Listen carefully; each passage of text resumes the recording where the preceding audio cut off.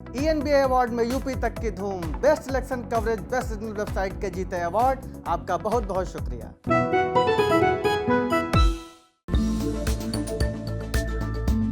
Corona काल कुछ sectors के लिए आफत साबित हुआ तो कई सेक्टर्स को इस दौर में तेज तरक्की करने का मौका मिला। सफलता के कदम चूमने वाले इस सेक्टर्स में स्टार्टअप्स का नाम सबसे आगे आता है।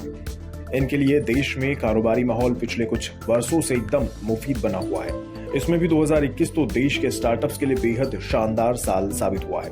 आयरन पिलर इन्वेस्टमेंट फंड की रिपोर्ट के मुताबिक देश में अब तक 130 स्टार्टअप्स यूनिकॉर्न स्टेटस पा चुके हैं। इनमें से 65 यानी 50% ने ये मुकाम 5 साल से भी कम समय में हासिल कर लिया है। 2021 में कुल 53 स्टार्टअप को यूनिकॉर्न का स्टेटस मिला और इनमें से 28 ऐसी थी जो 2021 में ही बनी। यानी देश के स्टार्टअप्स के विकास की रफ्तार बहुत तेजी से बढ़ रही है। लेकिन अब इस रफ्तार के सामने कोई ब्रेकर नहीं आएगा, बल्कि ये और तेजी से बढ़ने की उम्मीद है।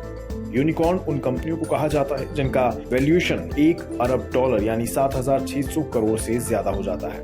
आयरन पिलर इन्वेस्टमेंट फंड की रिपोर्ट में अनुमान लगाया गया है कि 2025 तक देश में यूनिकॉर्न्स की संख्या 250 तक पहुंच सकती है। देश के यूनिकॉर्न्स में सबसे ज्यादा 59 यानी 45% कंज्यूमर टेक कंपनियां हैं। इनमें 46 का बाजार भारत तक सीमित है, जबकि 13 कंपनियों ने दूसरे देशों तक बाजार बढ़ाया है। रिपोर्ट के मुताबिक भारत से बाहर भी बाजार बढ़ाने वाले यूनिकॉर्न्स की संख्या भी तेजी से बढ़ रही है। कंज्यूमर टेक स्टार्टअप्स ने ही यूनिकॉर्न्स में सबसे ज्यादा फंड भी जुटाया है। केंद्र सरकार के department for promotion of industry and internal trade यानी DPIIT के मुताबिक देश के 66,359 स्टार्टअप्स रजिस्टर्ड हैं।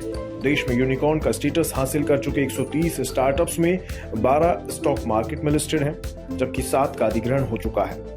लिस्टेड होने या अधिग्रहण के बाद ये कंपनियां यूनिकॉर्न की श्रेणी से हट चुकी हैं।